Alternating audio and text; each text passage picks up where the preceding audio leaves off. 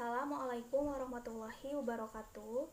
Perkenalkan, nama saya Tanti Wijayanti dengan NIM 2107175 dari kelas keperawatan B. Di sini saya akan menjelaskan materi mengenai termodinamika dan biomekanika dalam keperawatan. Yang pertama, ada pengertian termodinamika. Termodinamika berasal dari bahasa Yunani, termos yang artinya panas dan dinamik yang artinya perubahan. Sehingga termodinamika adalah ilmu yang mempelajari hukum-hukum yang mengatur perubahan energi dari suatu bentuk ke bentuk lain aliran dan kemampuan energi melakukan usaha. Selanjutnya, ada hukum-hukum dasar termodinamika. Terdapat 4 hukum dasar yang berlaku di dalam sistem termodinamika. Yang pertama, ada hukum awal atau Gerard Law termodinamika. Hukum ini menyatakan bahwa dua sistem dalam keadaan setimbang dengan sistem ketiga, maka ketiganya dalam saling setimbang satu dengan yang lainnya. Yang kedua, hukum pertama termodinamika. Hukum ini terkait dengan kekekalan energi. Yang ketiga, hukum kedua termodinamika.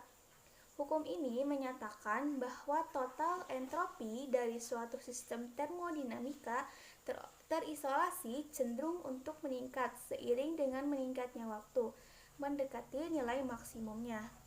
Yang keempat, hukum ketiga termodinamika. Hukum ketiga termodinamika terkait dengan temperatur nol absolut.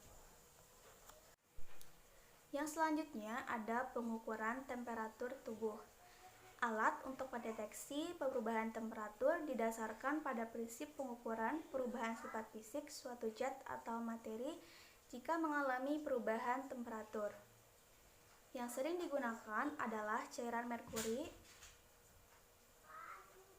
Merkuri dipilih karena sifatnya adalah cairan yang mempunyai kemampuan memuai jika suhunya bertambah panas dan menyusut jika suhunya dingin dengan kalor jenis raksa lebih rendah daripada cairan lain, yaitu 0,4 kJ.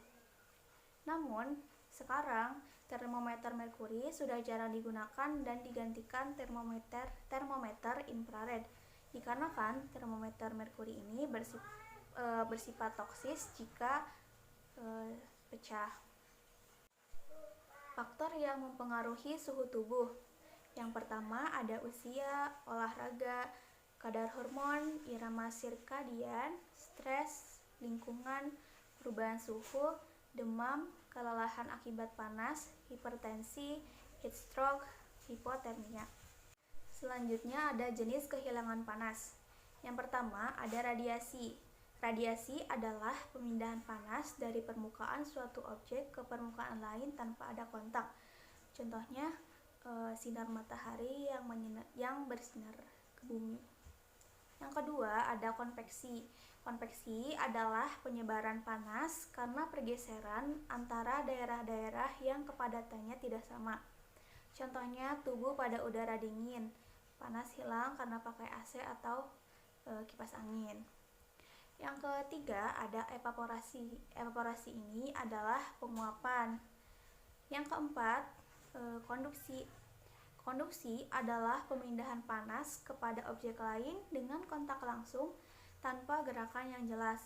Contohnya berbaring di lantai yang dingin, kompres dingin. Selanjutnya ada kondisi patologis. Yang pertama ada hipertermia atau darah tinggi. Yang kedua ada hipotermia atau darah rendah. Yang ketiga ada heat exhaustion, yaitu pingsan akibat pembuangan panas berlebih. Yang keempat ada heat stroke, yaitu termoregulasi di otak mengalami kerusakan sehingga tidak bisa merespon perubahan suhu. Yang kelima ada frostbite. Frostbite itu adalah pendinginan tubuh atau bagian tubuh tertentu secara berlebihan sampai pada tahap di mana jaringan di bagian tersebut mengalami kerusakan. Selanjutnya ada pengertian biomekanika. Mekanika adalah salah satu cabang ilmu dari bidang ilmu fisika yang mempelajari gerakan dan perubahan bentuk suatu materi yang diakibatkan oleh gangguan mekanik yang disebut gaya. Biomekanika didefinisikan sebagai bidang ilmu aplikasi mekanika pada sistem biologi. Biomekanika merupakan kombinasi antara disiplin ilmu mekanika terapan dan ilmu-ilmu biologi dan fisiologi. Biomekanika menyangkut tubuh manusia dan hampir semua tubuh makhluk hidup. Konsep dasar biomekanika. Yang pertama, pemindahan transportasi pasien merupakan aktivitas terpenting yang dilakukan perawat dalam mencegah potensi cedera, seperti low back, HNP, dan lain-lain. Perawat perlu pemahaman tentang penyakit gaya pusat gravitasi, gaya gesek, dan sistem pengungkit. Nah, hukum yang berlaku ada hukum Newton 1, hukum Newton 2, dan hukum Newton 3. Selanjutnya ada contoh penerapan biomekanika dalam kesehatan.